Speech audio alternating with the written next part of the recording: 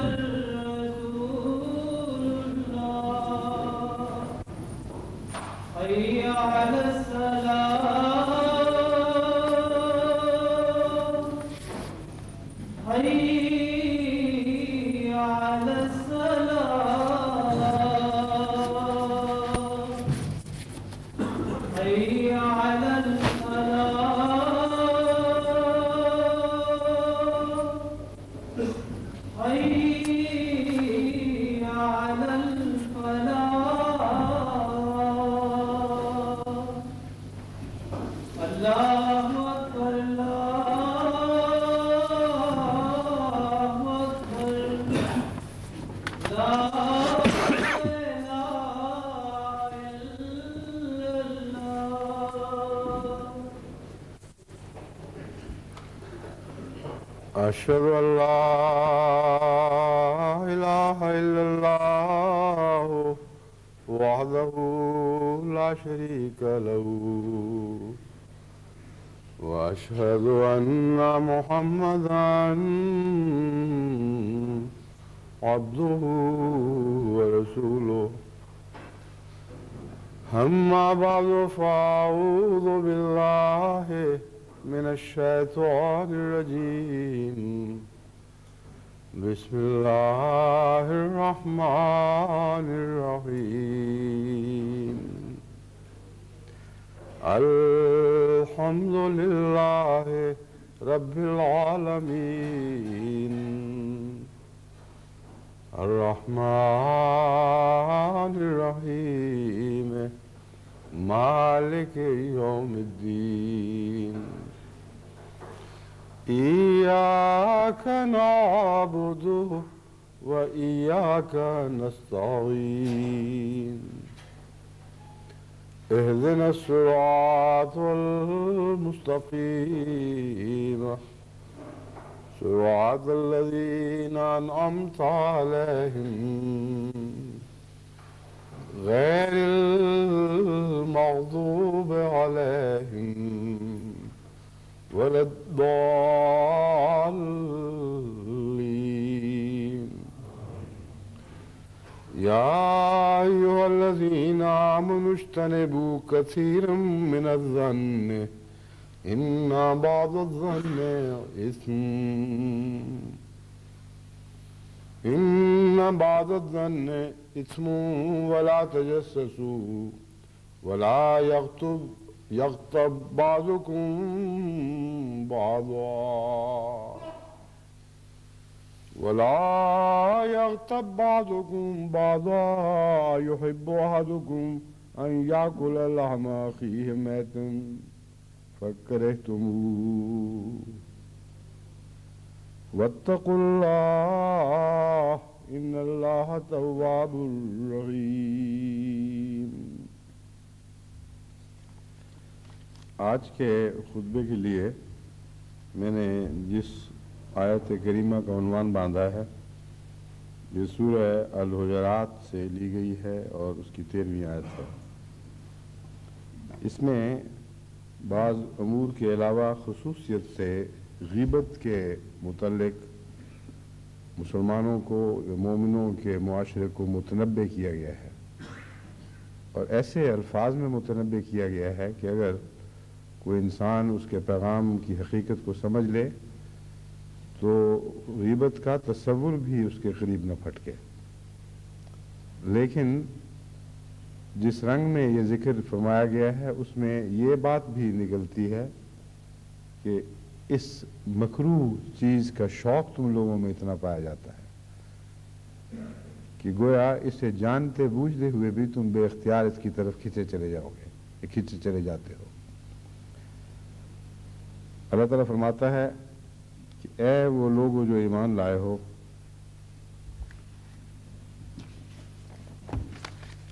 اول کثیر من الظن سے یعنی اندازے لگانے سے اجتناب کیا کرو،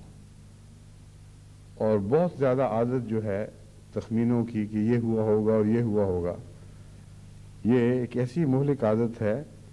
کہ ان اندازوں میں سے بعض یقیناً گناہ ہوتے ہیں۔ بس تم ایک ایسے میدان میں پھرتے ہو جس میدان میں خطرناک گڑھے ہیں یا جنگل کے درندے ہیں، تم سمجھتے ہو کہ تم دیکھ بھال کر قدم اٹھا رہے ہو، مگر جو ایسے خطرے مول لیتا ہے یقیناً اس کا پاؤں کہیں نہ کہیں رپٹ جاتا ہے، غلطی سے کسی گڑھے میں پڑ جاتا ہے یا کسی درندے کے چھپنے کی جگہ کے قریب سے گزرتا ہے اور اسے حملے کی دعوت دیتا ہے۔ تو مراد یہی ہے کہ ہر ظن گناہ نہیں ہے، یہ درست ہے۔ بعض ظن جو درست ہوں، حقیقت پر مبنی ہوں، وہ خدا کے نزدیک گناہ نہیں، لیکن ظن کرنے کی عادت خطرناک ہے، اور اس کے نتیجے میں ہرگز بعید نہیں کہ تم سے بعض بڑے گناہ سرزد ہوں۔ دوسری بات یہ فرمائی کہ تجسس بھی نہ کیا کرو۔ ظن کا جو تعلق ہے وہ تجسس سے بہت گہرا ہے۔ جب انسان کو یہ شوق ہو کہ کسی کی کوئی کمزوری معلوم کرے تو اس وقت جو ظن ہیں وہ زیادہ گناہ کے قریب ہوتے ہیں، کیونکہ انسان اپنے بھائی یا اپنی بہن میں بدی ڈھونڈ رہا ہوتا ہے، اور تجسس کی عادت اگر ظن کی عادت کے ساتھ مل جائے تو بہت بڑا احتمال پیدا ہو جاتا ہے کہ یہ شخص گناہ گار ہوگا۔ بس اس مضمون کو آگے بڑھاتے ہوئے یہ فرما دیا وَلَا يَغْتَبْ بَعْضُكُمْ بَعْضًا، اور کوئی تم میں سے کسی دوسرے شخص کی غیبت نہ کرے، یعنی اس کی غیبوبیت میں، اس کی عدم موجودگی میں اس پر تبصرہ نہ کیا کرے۔ اب یہ پہلا جو مضمون بیان ہو رہا ہے اس کا آخری طبی نتیجہ ہے۔ جو شخص ظن کی عادت رکھتا ہے جلدی سے نتائج نکالتا ہے کہ یہ ہوا ہوگا، اور جو شخص تجسس کی عادت رکھتا ہے وہ اپنے ظن میں گناہ کے قریب تر پہنچ جاتا ہے، کیونکہ تجسس کا مطلب اسے شوق ہے کچھ معلوم کرنے کا، اس لیے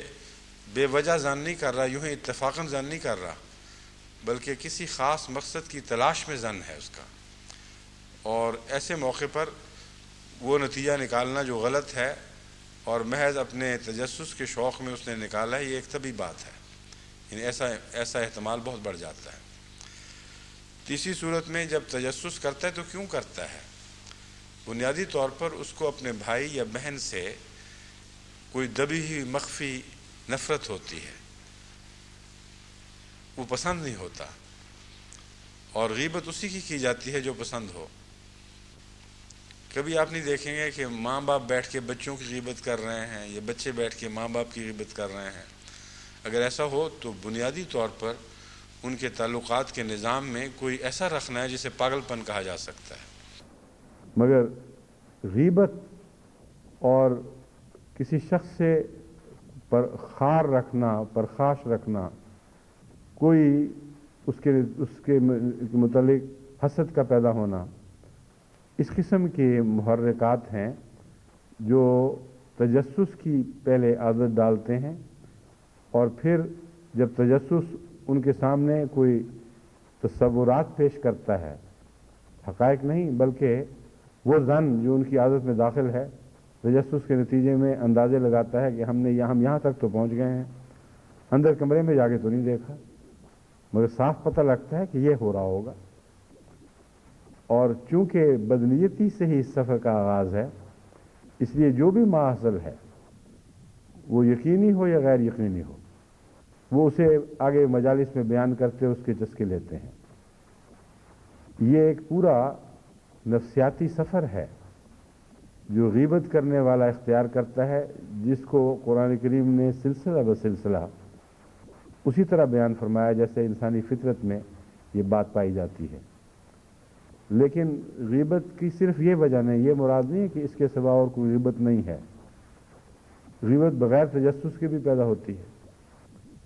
غیبت ایک شخص کی بدی جو کھل کر اس کے سامنے آئی ہے اور تجسس کے نتیجے میں نہیں، اس کو نفرت کی نظر سے دیکھتے ہوئے اس میں دور کرنے کی کوشش کرنے کی بجائے ان لوگوں کو پہنچانا جو اس کو سن کر اس شخص سے اور دور ہٹ جائیں گے اور اس کی اس شخص سے دشمنی میں اس کے طرفدار ہو جائیں گے۔ یہ نیت بھی ہوتی ہے اور بعض دفعہ حقائق پر مبنی غیبتیں بھی کی جاتی ہیں، اور ہر نیت کا ٹیڑھا ہونا لازم ہے ورنہ یہ گناہ نہیں ہے۔ ایک موقع پر حضرت اقدس محمد مصطفیٰ صلی اللہ علیہ وآلہ وسلم نے اپنی ازواج مطہرات میں سے کسی کے سامنے کسی شخص کی بات بیان کی اور ان کو یہ شک گزرا کہ نعوذ باللہ من ذالک غیبت تو نہیں ہو رہی، وہ شخص موجود نہیں تھا، مگر وہ جن کو منصب عطا ہوتا ہے، بعض ذمہ داریاں ادا ہوتی ہیں، بعض دفعہ وہ اپنے تبصرے کو بعض دوسرے لوگوں کے سامنے بیان کرتے ہیں اور مقصد یہ نہیں ہوتا کہ نعوذ باللہ ان کے اور ان سننے والوں کے درمیان کوئی نفرت کی خلیج پیدا کریں یا دوریاں پیدا کریں، بلکہ ایک قسم کی نصیحت ہوتی ہے ایک مثال کو پیش کرتے ہوئے کہ دیکھو یہ ناپسندیدہ فعل تھا، تمہیں ایسا نہیں کرنا چاہیے۔ اور اس سے زیادہ چونکہ نیت میں کوئی رکھنا نہیں ہوتا، اس لیے اللہ کے حضور اسے ہرگز غیبت شمار نہیں کیا جائے گا۔ نہ کبھی حضرت اقدس محمد مصطفیٰ صلی اللہ علیہ وآلہ وسلم نے غیبت فرمائی۔ بس غیبت کے موضوع پر مختلف احادیث پر نظر رکھ کر جو قطعی نتیجہ نکلتا ہے وہ یہی ہے کہ اس نیت سے خواہ برائی کی تلاش کی جائے یا برائی اتفاقاً نظر کے سامنے آ جائے اور پھر اس نیت سے ان باتوں کو دوسروں کے سامنے بیان کیا جائے کہ جس کے متعلق بیان کیا جا رہا ہے اس پر بیان کرنے والے کو ایک قسم کی فوقیت مل جائے کہ دیکھو میں بلند ہوں اس بات سے، اور نیت یہ ہو کہ دیکھو یہ آدمی کیسا ذلیل ہے اور گھٹیا ہے، اور اس کے ساتھ اس بات کا خوف بھی دامنگیر ہو کہ یہ بات اس شخص تک نہ پہنچ جائے۔ یہ خوف دامنگیر ہونا ظاہر کرتا ہے کہ وہ چھپ کر حملہ کرنا چاہتا ہے، وہ جب موجود نہیں ہے پیچھے سے ایسا وار کرنا چاہتا ہے کہ جس کا وہ جواب نہ دے سکے۔ اگر یہ نیت ہو تو یہ بہت بڑا گناہ ہے، اور اس کی مثال دیتے ہوئے قرآن کریم بیان فرماتا ہے اَیُحِبُّ أَحَدُکُمْ أَن یَأْکُلَ لَحْمَ أَخِیہِ مَیْتًا فَکَرِہْتُمُوہُ، کیا تم میں سے کوئی شخص یہ بات پسند کرتا ہے کہ اپنے مرے ہوئے بھائی کا گوشت کھائے؟ تم تو کراہت کرنے لگے ہو، دیکھو دیکھو تم تو یہ بات سنتے سنتے ہی سخت کراہت محسوس کر رہے ہو۔ اب کیسی کراہت جبکہ عملاً اپنی زندگی میں تم نے یہی وتیرہ اختیار کر رکھا ہے۔ جب اپنے بھائی اپنی بہن یعنی مومن کے تعلقات کی بات ہو رہی ہے، سگے بھائی یا بہن کی بات نہیں، ان کے خلاف جب تم باتیں کرتے ہو تو مردے کا گوشت کھانے والی بات ہے، لیکن کراہت کے ساتھ نہیں، چسکے لے لے کر۔ تو مثال تو ایک ہی ہے، ایک جگہ تم چسکے لیتے ہو، ایک جگہ کراہت محسوس کرتے ہو۔ یہ تمہاری زندگی کا تضاد ہے جو درست نہیں ہے، حالانکہ دونوں کو ایک ہی پیمانے سے جانچنا چاہیے۔ اس نصیحت اور اس مثال کے بعد پھر بھی انسان غیبت میں مزے اٹھاتا ہے، جس کا مطلب یہ ہے کہ وہ روحانی لحاظ سے بعض باتوں کی کراہت کو جاننے کی صلاحیت نہیں رکھتا۔ وہ مثال سنتا ہے، ایمان لے آتا ہے، اللہ نے فرمایا ٹھیک ہی ہوگا، لیکن جہاں تک وہ سوچتا ہے میری ذات کا تعلق ہے، مجھے تو مزہ آ رہا ہے، مجھے تو بھائی کے گوشت والی کراہت اس میں ذرا محسوس نہیں ہو رہی، جس کا مطلب ہے اس کا تناظر بدل گیا ہے۔ وہ جس پہلو، جس زاویے سے چیزوں کو دیکھ رہا ہے وہ خدا کا پہلو نہیں ہے، خدا کا زاویہ نہیں ہے، وہ رسول کا پہلو اور رسول کا زاویہ نہیں ہے۔ بس بیماری محض گناہ کی بیماری نہیں ہے، ایک گہرا رخنہ ہے مزاج میں اور ذوق میں، اور اس کی اصلاح نسبتاً زیادہ مشکل ہوتی ہے۔ اگر ایک انسان گناہ کو گناہ سمجھتے ہوئے، اس کی بدیوں سے واقف ہوتے ہوئے وقتی طور پر گناہ کے بعض پہلوؤں سے متاثر ہو جائے جن میں کشش بھی پائی جاتی ہے، تو ایسا شخص بار بار توبہ کرتا ہے اور سنبھلتا ہے۔ مگر غیبت کرنے والوں میں نے یہ چیز نہیں دیکھی۔ لوگ بسا اوقات مجھے لکھتے ہیں کہ فلاں ہم سے جرم ہو گیا، فلاں غلطی ہو گئی، بعض دفعہ تفصیل سے بیان کرتے ہیں، بعض دفعہ اشارتاً باتیں کرتے ہیں جو سمجھ میں آ جاتی ہیں، مگر مجھے یہ یاد نہیں کہ کسی نے کہا مجھ سے غیبت ہو گئی تھی، اللہ معاف کرے، بڑا گند کیا میں نے، اپنے مرے ہوئے بھائی کا گوشت کھا بیٹھا ہوں اور اب مجھے کراہتا متلی ہو رہی ہے، مجھے خدا کے لیے دعا کریں اللہ اس کے بد نتیجے سے مجھے محفوظ رکھے۔ کبھی آپ میں سے کسی کے ساتھ ایسا اتفاق ہوا ہو تو مجھے بتائے، میرے ساتھ نہیں ہوا۔ یہ مطلب ہے میرا کہ ذوق بدل چکے ہیں۔ جہاں ذوق بدل جائیں وہاں گناہ کی نحوست کا احساس نہیں رہتا، اور ایسا شخص نصیحت سن کر بار بار وہی ٹھوکر کھاتا ہے۔ لیکن اگر وہ خود اپنے آپ کو اس بھائی کی جگہ رکھے جہاں جس کا گوشت کھایا جا رہا ہے، پھر شاید وہ اس بات کو بہتر سمجھتا ہو، اور اس شرمندگی کو یاد کرے جب ایسا شخص جس کی غیبت ہو رہی ہے اچانک کمرے میں داخل ہو جاتا ہے۔ کیسے کھسیانی ہنسی ہنستے ہیں وہ سارے مجلس والے، کیسے پردہ ڈالنے کی کوشش کرتے ہیں، اور اس کا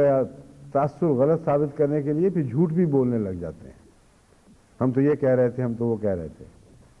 اور پھر جب الگ ہوتے ہیں تو پھر آپس میں خوب ہنستے ہیں کہ وہ شرمندگی کی ہنسی کہ ہم سے آج خوب ہوا، جس کی باتیں کر رہے تھے وہی پہنچ گیا۔ یہ سب جرم کی نشانیاں ہیں، ان کا ضمیر گواہی دیتا ہے کہ جرم کر رہے تھے، ورنہ یہ حرکتیں نہ ہوتی۔ بعض دفعہ ایسا واقعہ ہوتا ہے کہ ایک شخص کسی کے متعلق بات کر رہا ہے مگر نیت اور ہے، پاک نیت سے سمجھانے کی خاطر کر رہا ہے، وہ پیچھے بیٹھا سن رہا ہے، علم میں بھی آ جائے تو کوئی خجالت نہیں ہوتی،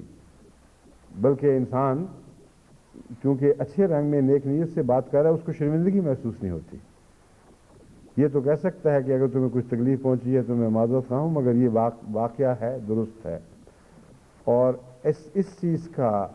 قطعی یقین کہ یہ بات اس وقت نیت میں گناہ نہیں ہوتا یا اس وقت وہ غیبت نہیں کر رہا ہوتا، یہ بات درست ہے، آسانی سے مل جاتا ہے۔ ایسا شخص اپنے دفاع میں کچھ نہیں ایسی بات کہہ سکتا جو اس کے بیان کو غلط کہے، اور چونکہ وہ جانتا ہے کہ اس کے تعلق مجھ سے درست ہیں اور نیت بگڑی ہوئی نہیں ہے، اس لیے اس کے نتیجے میں نفرت اور دوری بھی پیدا نہیں ہوتی۔ بس دو طرح سے غیبت کا احتمال ہے، ایک ہے بدنیتی کے ساتھ حملہ کرنے کی خاطر جھوٹی بات کرنا، ایک سچی بات کو بدنیتی سے دشمنی کے نتیجے میں پھیلانا۔ جو جھوٹی بات ہے اس کے دو پہلو ہیں، ایک ظن ہے، ظن کے پردے میں شک کا فائدہ اپنے لیے اٹھاتے ہوئے کہ شاید سچ ہو اس لیے میں جھوٹ نہیں بول رہا، یہ حصہ ہے جو زیادہ غیبت سے تعلق رکھتا ہے۔ جو واضح جھوٹ بولا جا رہا ہے اسے غیبت نہیں کہتے، اس کا کچھ اور نام ہے۔ حضرت صلی اللہ علیہ وآلہ وسلم کے سامنے یہ معاملہ پیش ہوا۔ حضرت ابو ہریرہ رضی اللہ بیان کرتے ہیں، مسلم کتاب البر میں یہ درج ہے کہ حضرت صلی اللہ علیہ وآلہ وسلم نے فرمایا، تمہیں معلوم ہے کہ غیبت کیا ہے؟ صحابہ رضوان اللہ علیہم نے عرض کیا، اللہ اور اس کا رسول ہی بہتر جانتے ہیں۔ آپ نے فرمایا، اپنے بھائی کا اس کی پیٹھ کے پیچھے इस रंग में जिक्र करना जिसे वो पसंद नहीं करता। अर्ज किया गया अगर वो बात जो कही गई है सच हो और मेरे भाई में वो मौजूद हो तब भी ये गीबत होगी। आपने फरमाया अगर वो ऐब उसमें पाया जाता है जिसका तूने उसकी पीठ पीछे जिक्र किया है तो ये गीबत है, और अगर वो बात जो तूने कही है उसमें पाई ही नहीं जाती तो ये बुहतान है, जो उससे भी बड़ा गुनाह है। बुहतान तराशी मासूम पर तो ऐसा सख्त गुनाह है कि कुरान करीम ने इसकी बहुत सख्त सजा मुकर्रर फरमाई है और अल्लाह ताला की शदीद नाराज़गी का इजहार फरमाया है। तो दोनों सूरतों में जवाब कोई नहीं रहता। अगर सच है तो गीबत है, झूठ है तो बुहतान उससे भी ज़्यादा बड़ा गंद। अगर सच है तो गीबत है इन मानों में कि भाई मर चुका और मरे हुए भाई को डिफेंस का मौका नहीं दिया गया, उसकी अदम मौजूदगी में उस पर हमला किया गया, गोया उसका गोश्त खाया गया और उसके मजे उड़ाए गए। और बुहतान का मतलब है किसी को कत्ल कर देना, यानी रूहानी दुनिया में बुहतान कत्ल के मुशाबे है। तो ये तो मर्डर का गुनाह है जो मरे हुए के गोश्त खाने से ज़्यादा मकरूह तो नहीं मगर ज़्यादा बड़ा जुल्म ज़रूर है और काबिल मुआखज़ा है ज़्यादा। बस कोई भी बहाना बनाया जाए, अगर गीबत करते हैं और चस्का पड़ता है, उसके लुत्फ़ उठाए जाते हैं और अपने किसी भाई को कम नज़र से देखा जा रहा है, उसकी हंसी उड़ाई जा रही है, उसको ज़लील किया जा रहा है और ऐसी बातें की जा रही हैं कि जब वो आ जाए तो ज़ुबानें गुंग हो जाएं और मजाल नहीं किसी की कि वो बातें उनके सामने बयान कर सके, तो ये सारी गीबत है। गीबत में थोड़ी और कम और ज़्यादा के बहुत फ़र्क हैं, बड़ी मनाजिल हैं। बाज़ दफ़ा गीबत ही होती है मगर नीयतों में चूँकि फतूर नहीं होता, इस रंग में बात की जाती है कि सुनने वाले सारे जिस शख्स के मुतालिक बात हो रही है उससे दूर नहीं हटते वो बात सुनकर, बल्कि उन सब का कुदरती तभी अपना नतीजा ये होता है। वो खबर नहीं होती बल्कि एक तबसरा है जिसमें वो मजलिस शरीक है। वो तबसरा और इस खबर में एक फ़र्क है, हालांकि दोनों गीबत के करीब करीब हैं, इसलिए ये मज़मून बारीक भी है और मुंतशिर भी है। लेकिन जहाँ तक मुआशरे की अक़दार की हिफाजत का ताल्लुक़ है, ये बहुत ही अहम मज़मून है। इसको अगर आपने ना समझा और इसका हक़ अदा न किया तो बारहा आप नफ़रतों का बीज बोने के ज़िम्मेदार होंगे, बारहा अपने मासूम भाइयों के साथ मुनाफिकाना ताल्लुक़ रख कर आप एक मुनाफिक इंसान बन जाएंगे। और मुनाफिकत जब एक जगह पैदा हो जाए तो दूसरी जगह भी उसके पैदा होने के एहतमाल पैदा हो जाते हैं। जो शख्स आदतन मुनाफिक हो जाए, आदतन मुनाफिक बनाने के लिए गीबत उसका सबसे बड़ा मददगार हो जाती है। आदतन मुनाफिक हो जाए यानी किसी के मुतालिक बातें करना पीठ पीछे और उसके सामने ऐसा तासुर पैदा करना कि गोया वो जो बातें कह रहा था उसके बरक्स उसके मुतालिक अंदाजे रखता है, नज़रियात और ताल्लुकात उससे बिल्कुल मुख्तलिफ हैं। ये मुनाफ़क़त है। और मुनाफ़क़त अगर इंसानों में पैदा होती है तो फिर रफ्ता रफ्ता दीन में भी दाखिल होती है। मुनाफ़क़त निज़ाम जमात में भी फिर पैदा होती है और अपने सदर, अपने कायद, अपने ज़ईम, अपने अमीर, अपने दूसरे ओहदेदारों से भी फिर ये मुनाफ़िकाना सलूक शुरू हो जाता है और वो गीबत जो फ़र्द की होती थी वो निज़ाम की बन जाती है। और निज़ाम की गीबत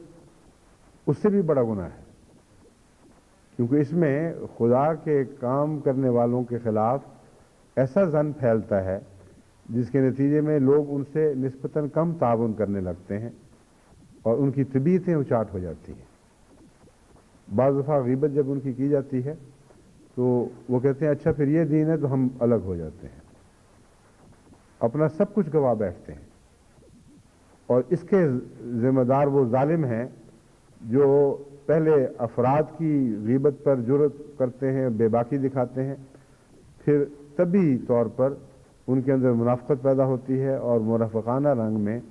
وہ نظام جماعت پر بھی حملے کرتے ہیں اور نظام جماعت چلانے والے ذمہ دار افسران پر بھی حملے کرتے ہیں۔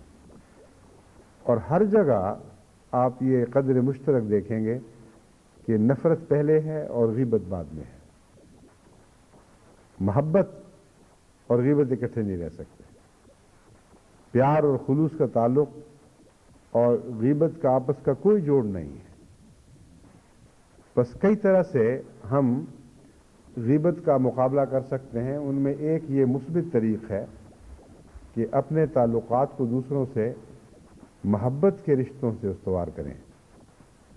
اور نظام جماعت سے بھی محبت پیدا کریں، اور جو نظام جماعت چلانے والے ہیں ان سے ادب اور محبت کا رشتہ باندھیں، یہ سوچ کر کہ ہم تو آزاد ہیں، بہت سا ہمارا اپنا وقت اپنے ذاتی معاملوں میں خرچ ہو رہا ہے، یہ شخص دین کی خاطر بندھا ہوا ہے، اس سے تعلق رکھنا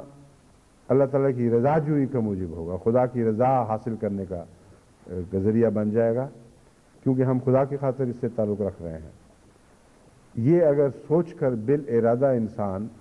اپنی جماعت میں اپنے عہدیداروں کا احترام کرے، خواہ وہ چھوٹے ہوں، اور ان سے محبت کا طریق اختیار کرے، خواہ طبعاً ان سے محبت پیدا نہ ہوتی ہو، مگر بعض دفعہ احترام محبتوں میں بدل جاتے ہیں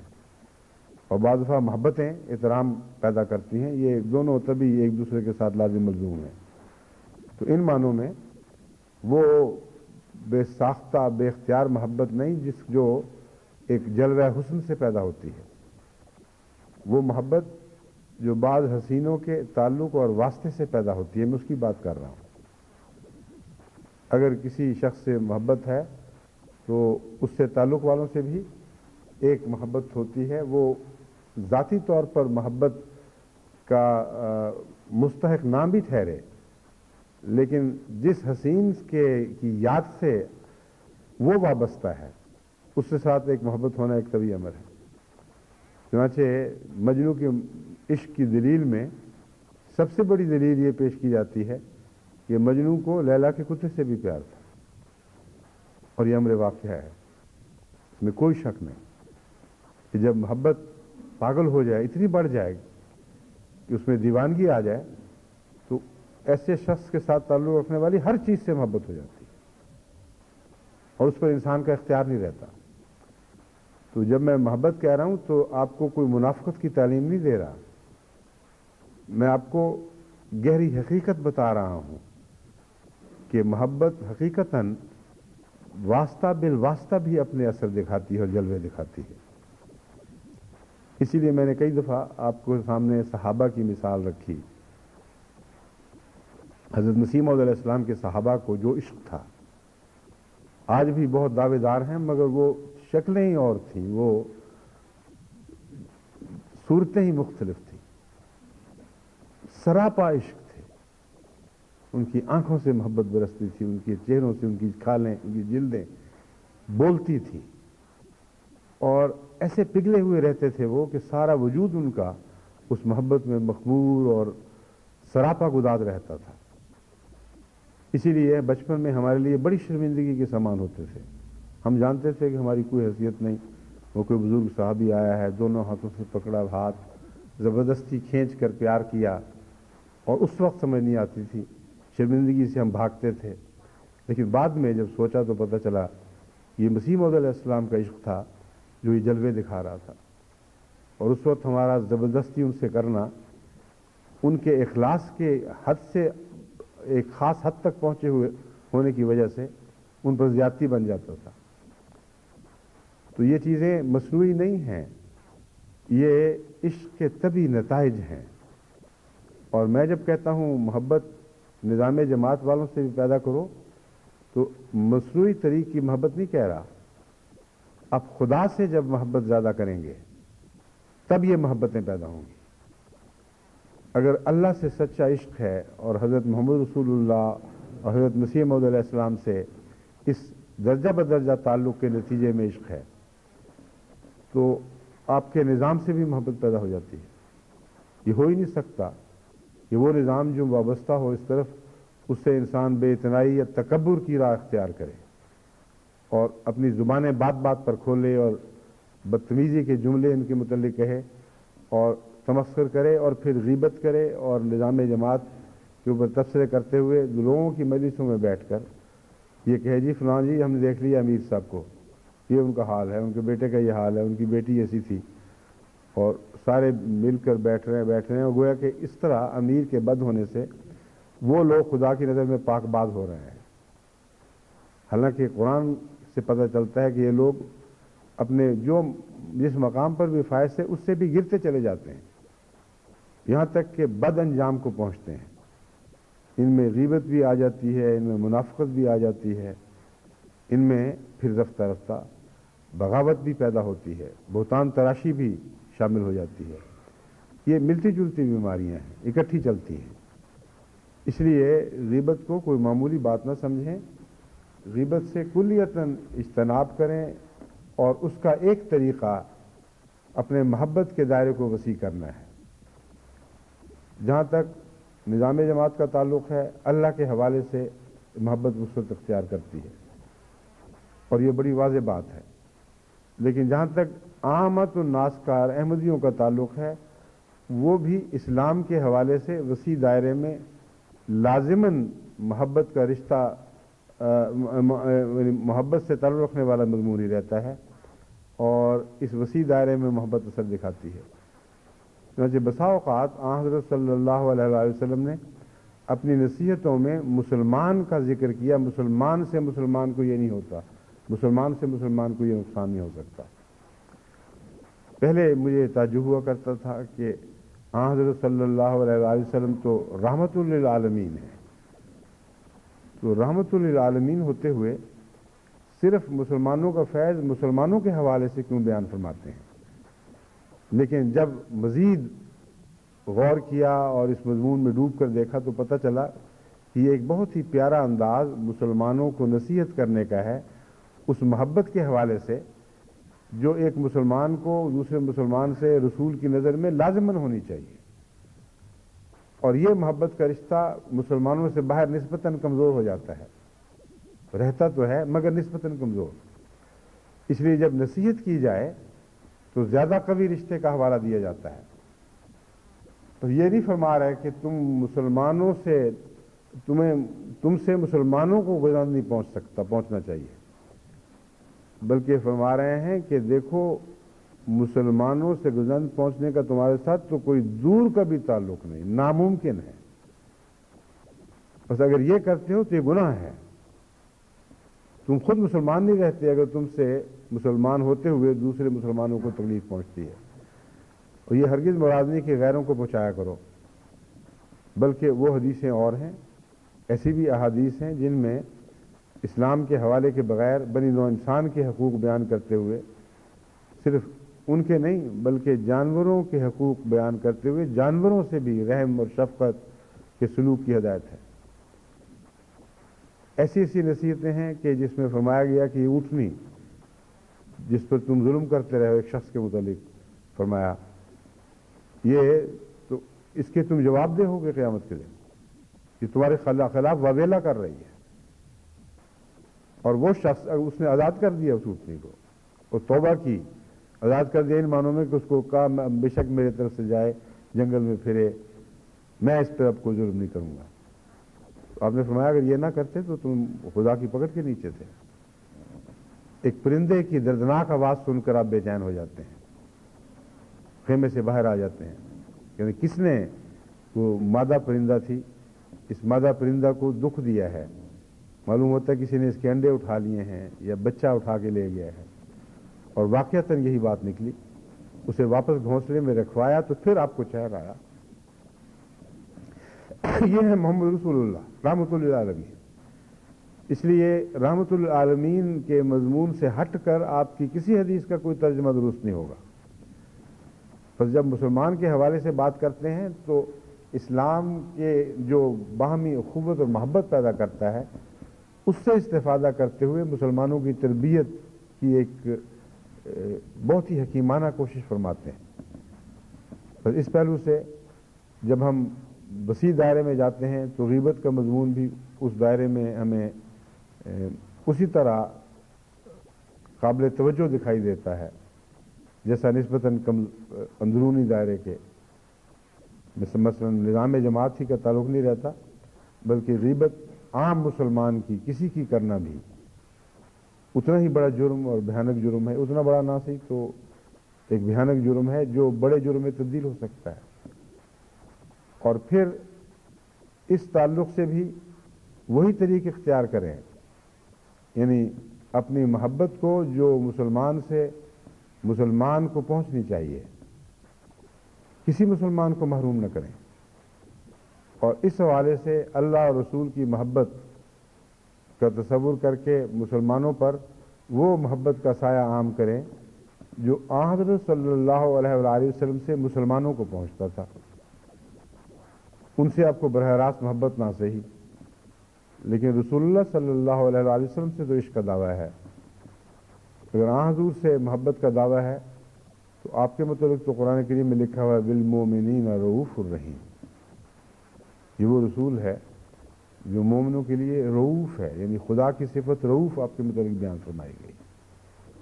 حد سے زیادہ غیر معمولی، حد سے زیادہ تو نہیں مگر غیر معمولی نرمی رکھنے والا اور پیار اور شفقت اور رافت کا سلوک کرنے والا رحیم۔ پھر اس کا رحم ختم ہی نہیں ہوتا، بار بار ان کے لیے رحم جلوہ گر ہوتا ہے اور بار بار ان کے لیے رحم جوش مارتا ہے۔ تو اگر حضرت صلی اللہ علیہ وآلہ وسلم سے محبت ہے تو جس سے آپ کو محبت ہے اس سے بھی محبت ہونی چاہیے، اور محبت ہو تو چغلی نہیں رہ سکتی، یہ ناممکن ہو جاتا ہے۔ اگر غیبت میں کوئی بات ہوئی بھی ہے تو کچھ اور اعلیٰ مقاصد کی خاطر ہوگی مگر چغلی کی خاطر نہیں ہوگی۔ جیسا کہ میں نے مثال دی ہے، حضرت صلی اللہ علیہ وآلہ وسلم سے آپ کی زوجہ مطہرہ نے سوال کیا یا رسول آپ چغلی فرما رہے ہیں؟ ہم نے نہیں، میں جو کہہ رہی ہوں چغلی نہیں، کیونکہ آپ اپنے دل کی اندرونی تہ بتہ حالتوں پر نظر رکھتے تھے، جانتے تھے کہ کہیں بھی ان پوشیدہ محرکات میں کوئی رخنہ نہیں ہے، کوئی نیت کی ایسی خرابی نہیں جس کا تعلق کسی سے نفرت سے ہو یا کسی سے پر تفاخر کرنے سے ہو، بلکہ بعض مقاصد کی خاطر بعض دفعہ کسی کی غیبت میں بھی بعض باتیں کرنی پڑتی ہیں، اور وہ بالکل اور مقصد ہے، وہ کوئی مجلسی شرارت نہیں ہے۔ تو ان باتوں کو الگ رکھتے ہوئے میں بیان کر رہا ہوں کہ جس سے بھی حضرت صلی اللہ علیہ وآلہ وسلم کو پیار تھا، اگر آپ کو حضرت صلی اللہ علیہ وآلہ وسلم سے پیار ہے تو آپ کو بھی ویسا پیار کرنے کی کوشش تو کرنی چاہیے، اور اس حوالے سے سارے مسلمان آپ کے لیے آپ کے رؤوف اور رحیم بننے کے منتظر بیٹھے ہیں، وہ چاہتے ہیں آپ ان سے رؤوف اور رحیم والا سلوک کریں، کیونکہ آپ یہ دعویٰ کرتے ہیں کہ آپ رؤوف اور رحیم کے عاشق ہیں۔ تو اس پہلو سے اگر آپ اپنے تعلقات کو خیر کے پہلو سے وسیع کریں گے تو آپ کی خیر سب مسلمانوں پر سایہ فگن ہو جائے گی، اور اس سائے کے نیچے غیبت کا پودا پنپتا ہی نہیں ہے۔ بعض پودے ہیں جو بعض سایوں کے نیچے مر جاتے ہیں، اس غیبت کا پودا بھی رافت اور رحمت کے سائے تلے پرورش نہیں پا سکتا، بس ایک یہ بھی طریق ہے۔ پھر اور وسیع کر دیں اور بنی نوع انسان تک اس کو وسعت دے دیں تو اس کے نتیجے میں رحمت للعالمین کا تصور ہے جو آپ کو بنی نوع انسان کے لیے محبت کرنے پر بے اختیار کر دے گا، محبت رکھنے پر بے اختیار کر دے گا۔ بے اختیار میں اس لیے کہہ رہا ہوں کہ یہاں بھی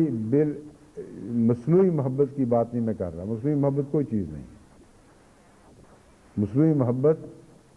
ایک منافقانہ تصور ہے جس کی کوئی حقیقت نہیں ہے، لیکن حقیقی محبت بنی نوع انسان سے پیدا ہونا یہ بہت گہرے ایک قسم کے جہاد کے نتیجے میں پیدا ہوتی ہے۔ اب لفظ جہاد اور محبت میں بظاہر کوئی جوڑ نہیں، لیکن میں آپ کو حقیقت بتا رہا ہوں کہ آن حضرت صلی اللہ علیہ وآلہ وسلم کو جو طبی پیار بنی نوع انسان سے تھا، کیونکہ وہ اللہ کی محبت سے براہ راست پھوٹ رہا تھا، اس لیے اس میں کسی جہاد کی ضرورت نہیں تھی۔ لیکن عام انسان جو ان باتوں سے دور ہو، اسے اس لیے جہاد کی ضرورت ہے کہ اسے محسوس ہوگا کہ میری ابتدائی بنیادی محبت میں رکھنا ہے، اور اللہ تعالیٰ سے محبت کے سچے تعلق استوار کرنا، اور آن حضرت صلی اللہ علیہ وآلہ وسلم سے وہ سچا محبت کا تعلق رکھنا جو از خود دوسری محبتوں پر اثر انداز ہو جائے اور اس کا فیض عام ہو جائے، یہاں تک کہ تمام بنی نوع انسان پہ پھیل جائے، یہ کوئی معمولی بات نہیں ہے۔ اس کے لیے اپنی محبت پر نظر رکھتے ہوئے، اس کی خامیوں پر نگاہ کرتے ہوئے، انہیں دور کرنے کی کوشش کرتے ہوئے اعلیٰ درجے کے مزاج اور ذوق پیدا کرنے کی ضرورت ہے، اور اعلیٰ درجے کے مزاج اور ذوق کے بغیر نہ اللہ سے محبت ہو سکتی ہے، نہ اللہ کے رسول سے محبت ہو سکتی ہے۔ اگر ذوق بگڑے ہوں تو محبوب بھی بگڑے ہوئے ہوتے ہیں۔ یہ ایک قدرتی بات ہے جسے نظر انداز کر کے بسا اوقات آپ اپنے اندرونی مسائل کا حل بھی تلاش نہیں کر سکتے۔ سوچتے ہیں کہ میں اللہ سے بڑی محبت کی کوشش کرتا ہوں، دعائیں بھی کرتا ہوں، مزہ ہی نہیں آتا نہ نمازوں میں نہ نیکیوں میں، اور میری کیوں نہیں سنی جاتی؟ وجہ یہ ہو سکتی ہے، ایک وجہ یہ ہو سکتی ہے کہ آپ کا ذوق بگڑا ہوا ہو، اور ذوق بگڑنے کے نتیجے میں آپ کا ذہن ہمیشہ بعض دنیا کی ایسی لذتوں میں مگن رہے جو آپ کو طبعاً اچھی دکھائی دیتی ہیں اور پیاری دکھائی دیتی ہیں، اور خدا کی محبت کا یا نیکی کا ذوق نہیں پیدا ہوا۔ جب یہ ذوق ٹھیک نہیں ہوگا تو محبت فرضی رہے گی، دعوے کی حد تک رہتی ہے، تبھی قوت کے طور پر دل سے پھوٹتی نہیں ہے، اور اس کے بغیر آپ کی اصلاح ممکن نہیں۔ اور غیبت کا مسئلہ جیسا کہ میں نے بیان کیا ہے اتنا آسان نہیں جتنا لوگ سمجھتے ہیں۔ جب تک آپ کا ذوق درست نہیں ہوتا اور خدا کی وہ محبت دل میں پیدا نہیں ہوتی اور وہ نظر آپ کو عطا نہیں ہوتی جس نظر سے خدا اپنے بندوں کو دیکھتا ہے، اس وقت تک آپ کو پتہ ہی نہیں لگے گا کہ آپ غیبت کرتے ہیں تو اپنے مردہ بھائی کا گوشت کھا رہے ہیں، اور اس سے کراہت کا نہ ہونا آپ کے بگڑے ہوئے ذوق کی نشانی ہے۔ بس اتنی کھلی کھلی ایک نشانی ہمارے ہاتھوں میں تھما دی گئی ہے کہ اس کسوٹی پر اپنی اندرونی حالتوں کا جائزہ لینا ایک فرضی بات نہیں رہی بلکہ ایک یقینی حقیقت بن چکا ہے۔ بس جس حد تک ہم اس کسوٹی کے ظاہر کردہ نتیجے کے روح سے ناکام ہو رہے ہیں، اس حد تک ہمیں اپنی فکر کرنی چاہیے۔ یہ کسوٹی وہ ہے جو جھوٹ نہیں بولتی۔ بس اپنے ذوق درست کریں تو پھر آپ کو خدا سے محبت ہوگی، اپنے ذوق درست کریں پھر آپ کو رسول سے محبت ہوگی، اپنے ذوق درست کریں تب گناہوں سے دوری ہو سکتی ہے اور نیکیوں سے پیار ہو سکتا ہے، ورنہ نہیں ہو سکتا۔ بس غیبت کے حوالے سے میں اگلا آپ سے تقاضا یہ کرتا ہوں کہ اپنے دل کا یہ جائزہ لیں کہ آپ کو غیبت میں کتنا مزہ آ رہا ہے۔ اگر ایک دم یہ نہیں چھوٹتی منہ سے تو اور رفتہ رفتہ آپ جائزہ لیں تو آپ کے دل میں اس کا شوق ذوق کم ہوتا چلا جا رہا ہے کہ نہیں؟ اگر کم ہو رہا ہے تو شکر ہے آپ بچ رہے ہیں، آپ روح و صحت ہیں۔ اگر زور لگا کر نصیحت سن کر آپ کہتے ہیں اب میں نے غیبت نہیں کرنی اور پھر کرتے ہیں اور مزہ اس میں نہیں آتا ہے، تو اس کا مطلب آپ کی اصلاح کوئی نہیں ہوئی، زبردستی تعلق کاٹنے کی کوشش کی گئی ہے، اور جو طبی رجحانات ہیں ان کے رستے زبردستی بند نہیں ہوا کرتے، کچھ دیر تک ہوں گے پھر وہ کھل جاتے ہیں اور پہلے سے بڑھ کر بعض دفعہ وہ بدیوں کا سیلاب پھوٹ پڑتا ہے۔ اس لیے غیبت کے معاملے کو اہمیت دیں اور اس گہرائی سے دیکھیں جس طرح میں نے آپ کے سامنے اس کو کھول کر بیان کرنے کی کوشش کی ہے، اور یقین کریں کہ اگر ہم غیبت سے مبرہ ہو جائیں بحیثیت جماعت تو ہمارا نظام بھی محفوظ ہو جائے گا، ہمارے معاشرتی تعلقات بھی محفوظ ہو جائیں گے، ہمارے اندر جتنی رخنہ پیدا کرنے والی باتیں ہیں وہ اگر سب دور نہیں ہوتی تو ان میں غیر معمولی کمی پیدا ہو جائے گی، اور وہ بد نتائج جو روزانہ شادیوں کی ناکامی کی صورت میں ہمیں دکھائی دیتے ہیں ان پر بھی غیر معمولی مثبت اثر ظاہر ہوگا۔ اب آپ گھروں کے تصور کریں، ہر گھر میں جا تو نہیں سکتا، میری سوچ جا سکتی ہے، اور میں سمجھ لیتا ہوں کس مزاج کے لوگ کیسی باتیں کرتے ہوں گے۔ کہیں بھابھی کے خلاف نندیں اکٹھی ہوئی ہیں اور الگ مجلس لگی ہے ساس کے ساتھ، اور اس میں بھائی کو بھی اگر وہ بغیرت ہو اور اپنی بیوی کے حقوق ادا کرنے نہ جانتا ہو اس کو بھی شامل کر لیا جاتا ہے، اور خوب اس پہ مذاق اڑائے جاتے ہیں، یہ بھونڈی، اس نے وہاں یہ حرکت کی، اس نے وہاں وہ حرکت کی، اور سمجھتے ہیں کہ اب ہمیں پتہ اب اس کو سمجھ آئے گی کہ ہم کون ہیں اور یہ کون ہے۔ اب یہ سارا ظلم ہی ظلم ہے، فساد ہی فساد ہے، اور غیبت بھی ہے، اور اس میں اور بھی کئی قسم کے بہیمانہ مظالم شامل ہو جاتے ہیں۔ اگر کسی بہو بیچاری سے غلطی ہو بھی گئی اور تمہیں اس سے وہ سچی ہمدردی ہے جو رسول اللہ صلی اللہ علیہ وسلم کے تعلق کے نتیجے میں ہونی چاہیے، تو تم اس کا آئینہ بنو گے، علیحدگی میں پیار سے اسے سمجھاؤ گے اور اس کی تکلیف خود محسوس کرو گے۔ ہنسی اور تکلیف اکٹھے نہیں ہوا کرتے۔ اگر شرمندگی ہے تو علیحدگی بعض دفعہ غصے میں تبدیل ہو جاتی ہے، مگر باتوں کے چسکے میں تبدیل نہیں ہوا کرتی۔ یہ تو یوں معلوم ہوتا ہے جیسے تلاش تھی کہ اس سے کوئی غلطی ہو، پھر ہم ایکا کریں اور پھر ہم اس پر ہنسیں اور اس کا مذاق اڑائیں اور اس کے خاوند کو ذلیل کریں، اور وہ پھر غصے میں آ کر اس کے بال نوچے، اس پر زیادتی کرے، پھر ہمارے دل کو ٹھنڈ پڑے۔ سفر کا آغاز ہی نفرتوں سے ہے، سفر کا آغاز ہی مکروہ اور ذلیل سفر کا آغاز ہے۔ ایک بہیمانہ حملے کی نیت سے سارا سفر شروع ہوا اور ساری کاروائیاں ہوئیں، اور پھر یہ سمجھتے ہیں ہم جیت گئے، ہم نے اس ایک لڑکی کو مغلوب کر دیا اور اس کو اس کے خاوند کو اپنے لیے چھین لیا۔ حالانکہ سارا نہایت ہی مکروہ گناہ ہے۔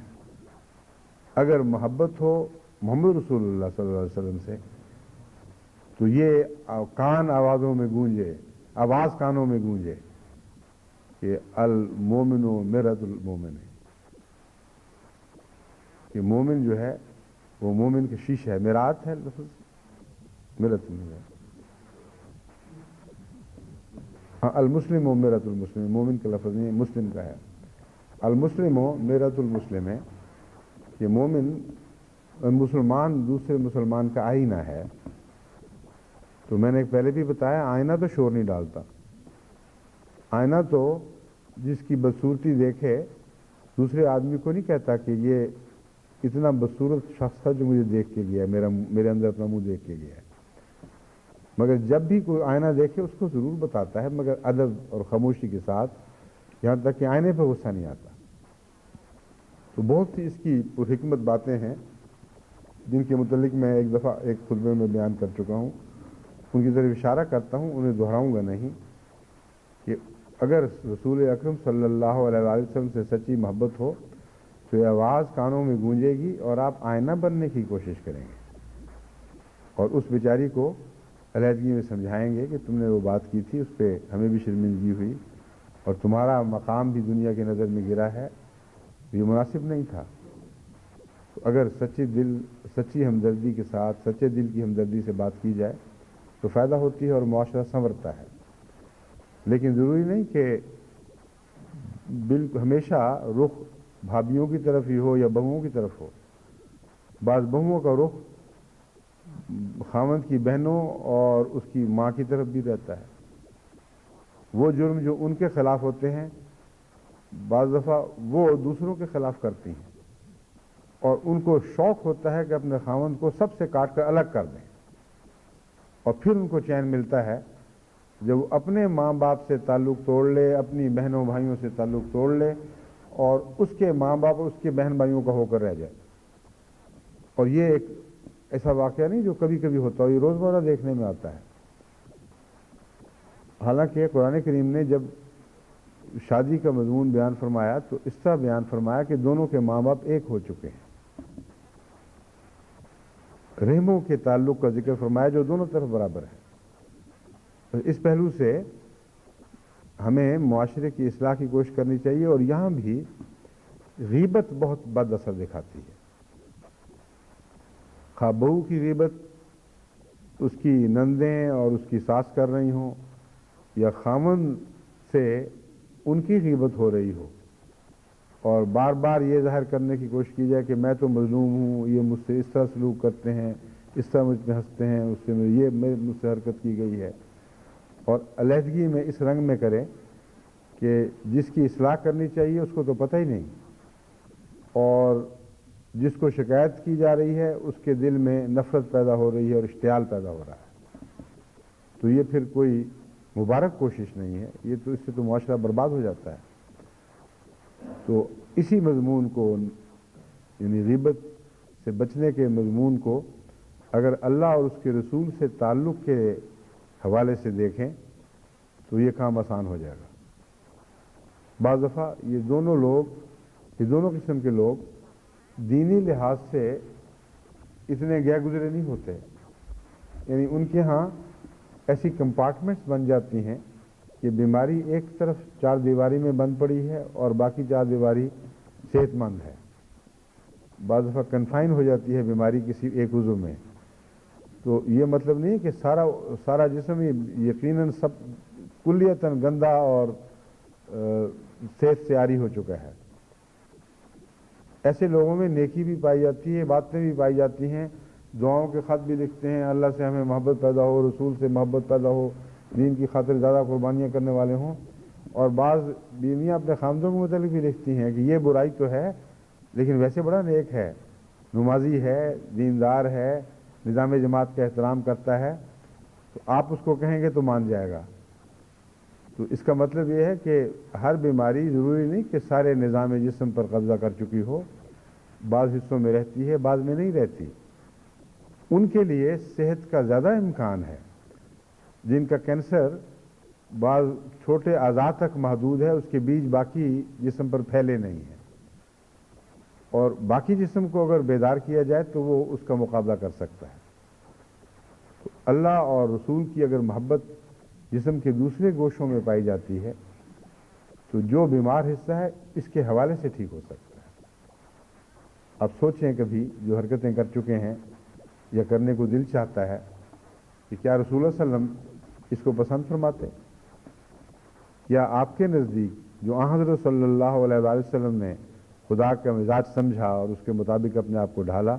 اللہ اس بات کو پسند فرماتا ہے؟ اگر نہیں تو پھر جو دعائیں کرتے ہو خدا کی محبت کی وہ کس کھاتے میں جائیں گی؟ باتیں وہ جن کے متعلق غور کرنے کے بعد پتہ چلا کہ خدا کو بھی ان سے نفرت ہے، خدا کے رسول کو بھی نفرت ہے. اور دعائیں یہ کہ اے اللہ اپنی محبت عطا کر، جس سے تو محبت کرتا ہے اس کی محبت عطا کر، جو تجھ سے محبت عطا کرتا ہے اس کی محبت عطا کر، جو باتیں تیری محبت دل میں پیدا کرتی ہیں ان کی محبت عطا کر.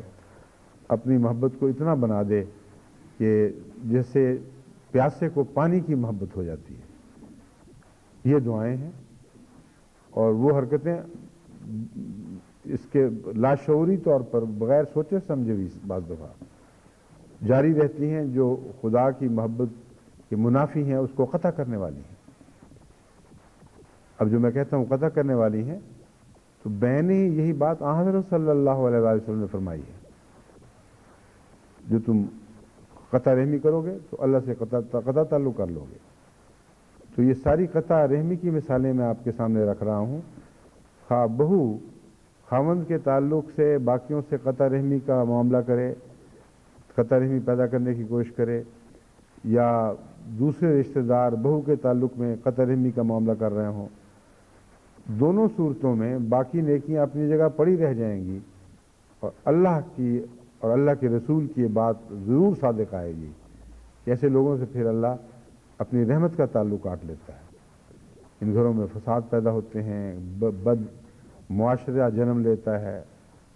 بچے بدتمیز پیدا ہوتے ہیں، بد اخلاق پیدا ہوتے ہیں، ان کی بیٹیاں آگے پھر اسی قسم کے دکھ دوسروں کے گھروں میں اٹھاتی ہیں، فسادات کا ایک دروازہ کھل جاتا ہے، بلکہ ٹوٹ جاتا ہے اس سیلاب کے نتیجے میں جو سیلاب گھروں میں پیدا ہوتا ہے، اور پھر یہ گلیوں میں سیلاب بہنے لگتا ہے۔ تو معاشرے کی اصلاح محض چند نصیحتوں سے نہیں ہو سکتی، معاشرے کی اصلاح کا کہ ہم ذمہ دار بنائے گئے ہیں اور ان امراض کو سمجھنا ہوگا، ان کی کنہ سے واقفیت حاصل کرنی پڑے گی۔ صحیح تشخیص نہیں کر سکتے تو کیسے ہم بیماروں کا علاج کر سکیں گے؟ اس لیے اس حوالے سے میں آپ کو بتا رہا ہوں کہ میں یہ کہہ رہا ہوں جی غیبت نہیں کرنی اور یہ تقریر کر کے ایک انسان الگ ہو جائے، ہرگز کافی نہیں ہے۔ ایسا سمجھا دیں اور آگے اپنے گھروں میں ایسی باتیں کریں کہ دلوں کی تہ تک غیبت کی حقیقت ایسے اترے کہ جو دلوں کو مغلوب نہ کرے بلکہ وہ دل اس کو مغلوب کر لیں، یعنی ایسی لا تعلقی اس سے پیدا کر لیں کہ اس کے اندر اثر کرنے کا کوئی بھی مادہ باقی نہ رہے۔ ایسی صورت میں بھی بعض چیزیں اترتی ہیں، خون میں رہتی ہیں لیکن بے اثر ہو جاتی ہیں، جیسا کہ حضرت صلی اللہ علیہ وسلم نے شیطان کے حوالے سے فرمایا کہ ہر انسان کے خون میں دوڑ رہا ہے۔ کسی نے کہ یا رسول اللہ آپ کے خون میں بھی؟ آپ نے فرمایا ہاں، مگر مسلمان ہو گئے۔ تو اندر جو فطرت میں ایک احتمال موجود ہے اس کو جڑوں کی طرح اکھیڑ کر باہر نہیں پھینکا جا سکتا، مگر اس کی ایسی اصلاح ممکن ہے کہ اس کا مزاج بدل جائے۔ بس بدی کی آواز اگر ہمیشہ کے لیے خاموش کر دی جائے اور وہ آواز اٹھنا بند ہو جائے تو ایک گونگی بدی گھر میں خون کے اندر رہے گی، ایک اندھی بدی خون کے اندر رہے گی، وہ کوئی بھی بد اثر اپنا ظاہر نہیں کر سکتی۔ یعنی چاروں طرف سے اس کو جس دیواریں چن کر جس طرح زندہ دفنا دیا جاتا ہے اس طرح وہ دیواروں میں چن دی جائے گی۔ بس غیبت کو بھی اس طرح اپنے دل میں اتاریں کہ آپ کے دل پر اثر انداز نہ ہو، بلکہ آپ اس پر ایسا قابو پا لیں کہ دیوار میں چن دیں کہ یہ کبھی آپ کو کوئی نقصان نہ پہنچا سکے۔ اور روزمرہ کی زندگی میں جب بھی آپ کہیں ایسی بات کر رہے ہوں تو اپنے دل کو ٹٹولیں کہ کیوں کر رہا تھا، یہ کیوں کر رہی تھی، اور مزہ آیا تھا کہ نہیں، مزہ آیا تھا تو کیوں آیا تھا، اگر آیا تھا تو ابھی تک آپ بھائی کا گوشت کھانا چھوڑ نہیں رہے، نہ چھوڑ سکتے ہیں کیونکہ آپ کا ذوق ہی نہیں ٹھیک ہوا۔ بس اس کو تو میں سمجھتا ہوں جہاد کی صورت میں لینا چاہیے سامنے۔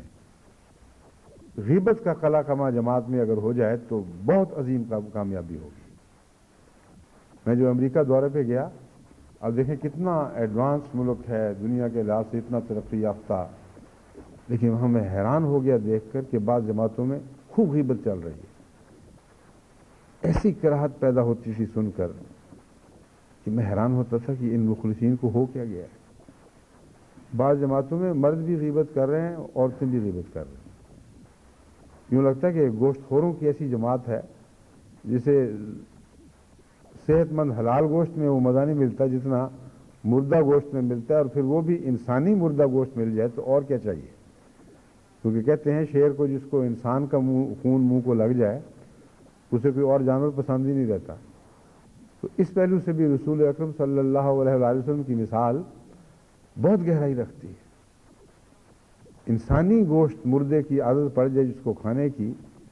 اس سے وہ عادت چھڑانا بڑا مشکل کام ہے، اور اس گوشت میں مزہ ہی بڑا ہے۔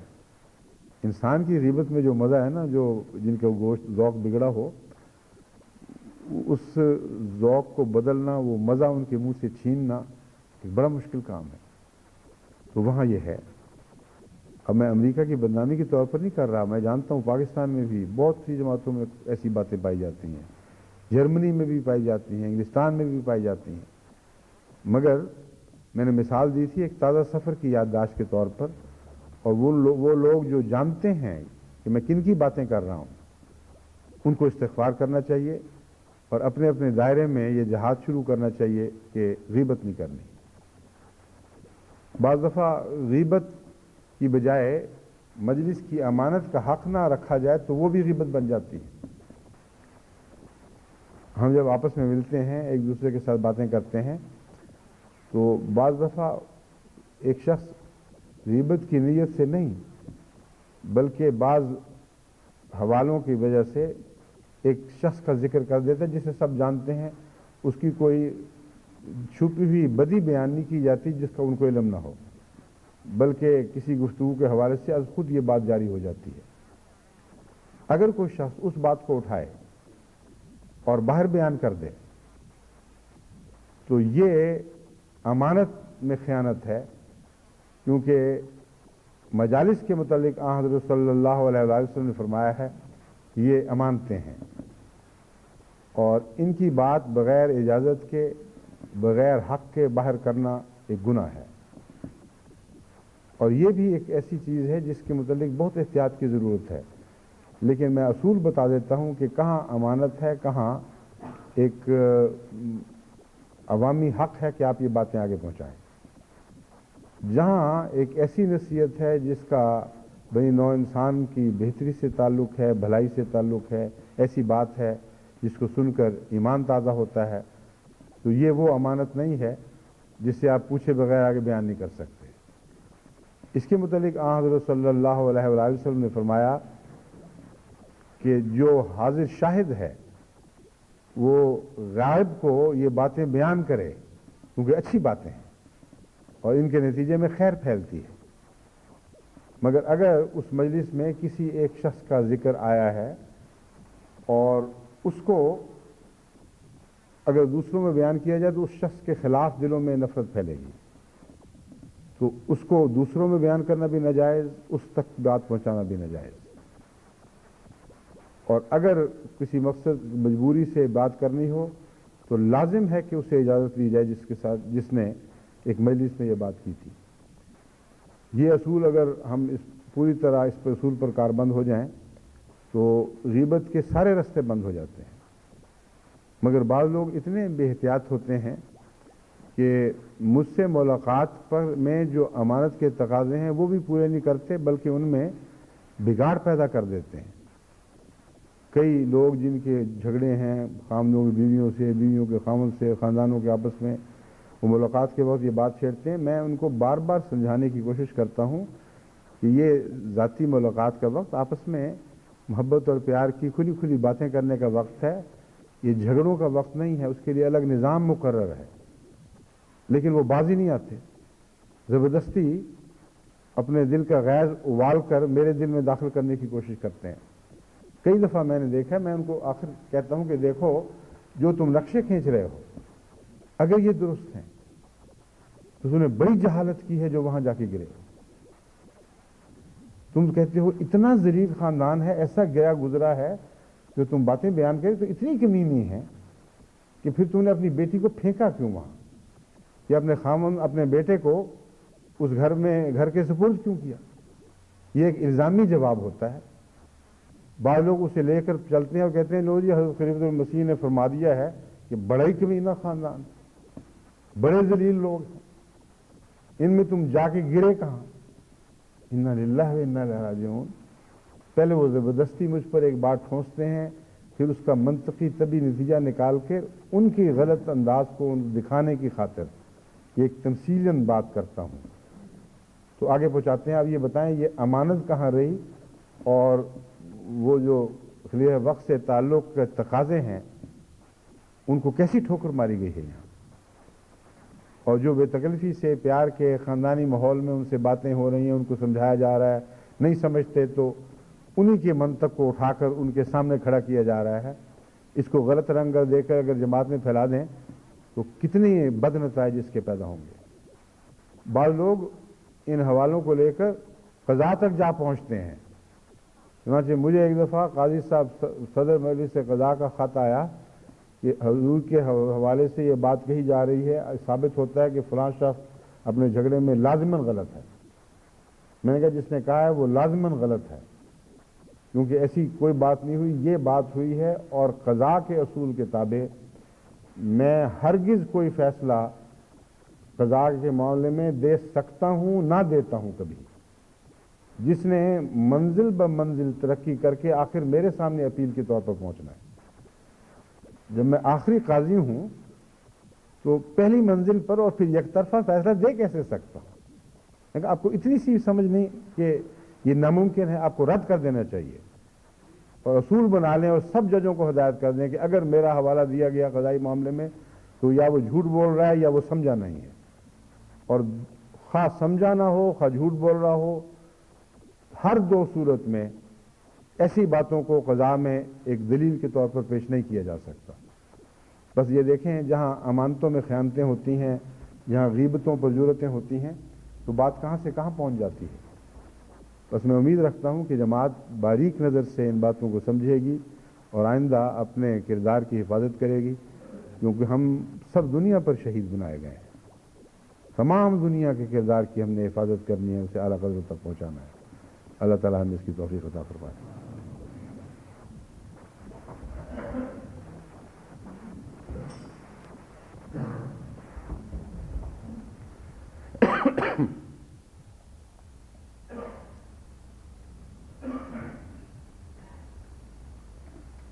الحمد لله نحمده ونستعينه ونستغفره